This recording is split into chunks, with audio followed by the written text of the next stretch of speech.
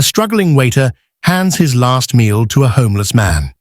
The next morning, the restaurant locks its doors, reserved for a mysterious private event.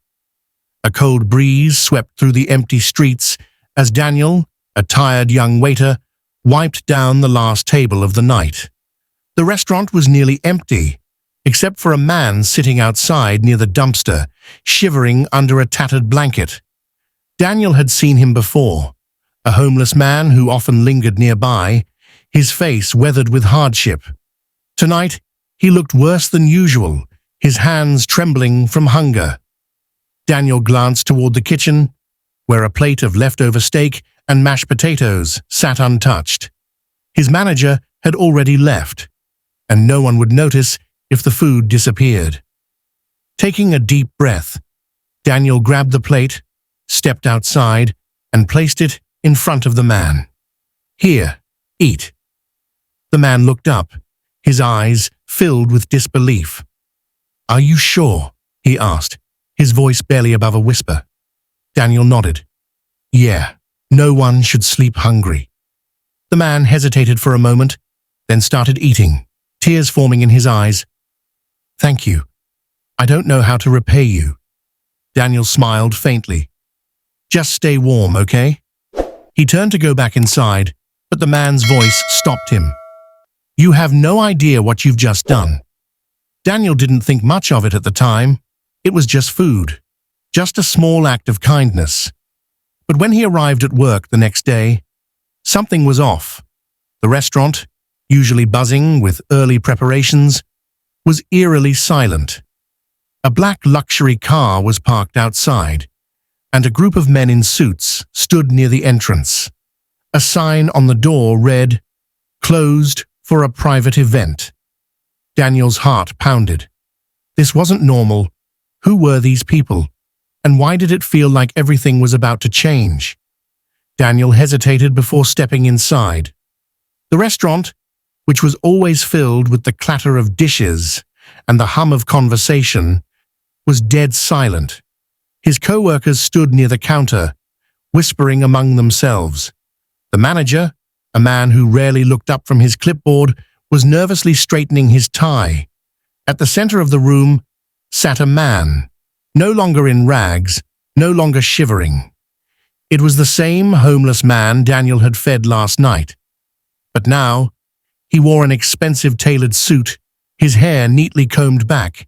He sat with an air of authority, his sharp eyes scanning the restaurant as if he owned the place. Daniel's breath caught in his throat. Who was this man? The manager noticed him and rushed over. "Daniel," he hissed under his breath, "what exactly did you do last night?" I just gave him food," Daniel stammered. "He was starving." The manager wiped his forehead. "That starving man is Alexander Vaughn." The name meant nothing to Daniel. He shook his head. "Who?"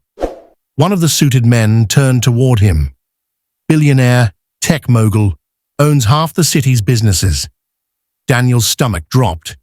He glanced back at the man, Alexander Vaughn, who now stood up, slowly walking toward him. The weight of his footsteps made the silence even heavier.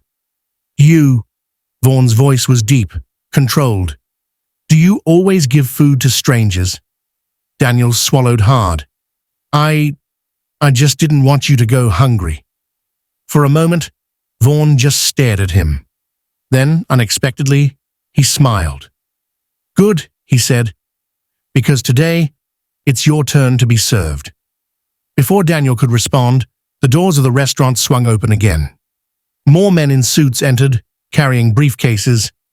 One of them handed Vaughn a folder, which he flipped open, scanning the contents. Then, without looking up, he said, "As of this morning, I own this restaurant." A stunned silence filled the room. The staff looked at each other in disbelief. Why would a billionaire buy a small, struggling restaurant overnight? And then Vaughn turned to Daniel, his eyes steady. "I didn't come here for a meal," he said. "I came here for you." Daniel's pulse raced. What did he mean by that? The entire restaurant fell into stunned silence. Daniel could feel every eye in the room on him, but he couldn't tear his gaze away from Alexander Vaughn. "I don't understand," Daniel said hesitantly. "What do you mean? You came here for me." Vaughn's expression remained unreadable. "Sit," he said, gesturing to a nearby table. Daniel hesitated, but his legs moved on their own. He slid into the chair as Vaughn sat across from him. The suited men behind Vaughn remained standing, their presence heavy in the room. "You gave me food last night," Vaughn began, his voice calm but firm. "But what you don't know is that I hadn't eaten in days, not because I had no money, but because I had lost everything else." Daniel's brow furrowed. "Lost? But you're a billionaire?" Vaughn finished for him. "Wealth doesn't mean happiness, Daniel. I was at my lowest point. I had walked away from my life, from my business, from the world. I wanted to see if there was still kindness left in it." Daniel sat frozen, trying to comprehend the weight of Vaughn's words. "And then I found you," Vaughn continued. "A waiter in a rundown restaurant, struggling to make ends meet, yet willing to help a total stranger with nothing in return. You didn't know who I was. You didn't expect anything. You just cared." Daniel swallowed hard. The memory of last night played in his mind, how easy it had been to offer a warm plate of food, how natural it had felt to show kindness. He had never imagined it would come to this. Vaughn exhaled and leaned forward slightly.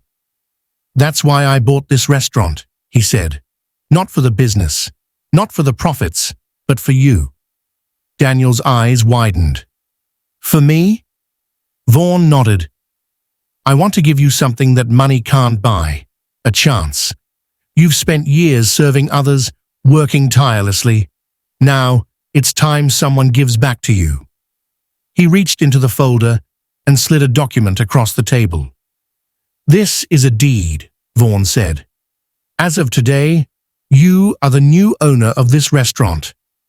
Gasps rippled through the room. The other employees stared in shock, unable to process what they had just heard. Daniel, his hands trembling, looked down at the papers. His name was there, printed in bold letters. His throat felt tight. I can't accept this," he whispered. "It's too much." Vaughn's gaze softened. "Daniel, the world needs more people like you, people who help without expecting anything in return. Take this as proof that kindness never goes unnoticed." Daniel felt tears sting his eyes. His whole life he had struggled, believing that good people were often forgotten. But now, sitting across from a man who had everything yet had needed a simple act of kindness, he realized every choice mattered. As the weight of the moment settled in, Vaughn smiled. "So, what do you say?" Daniel let out a shaky breath and gripped the deed. "I say, it's time to start something new. One small act of kindness can change a life in ways you never expect." If this story inspired you, make sure to like and subscribe so you never miss a story that proves kindness still exists in this world.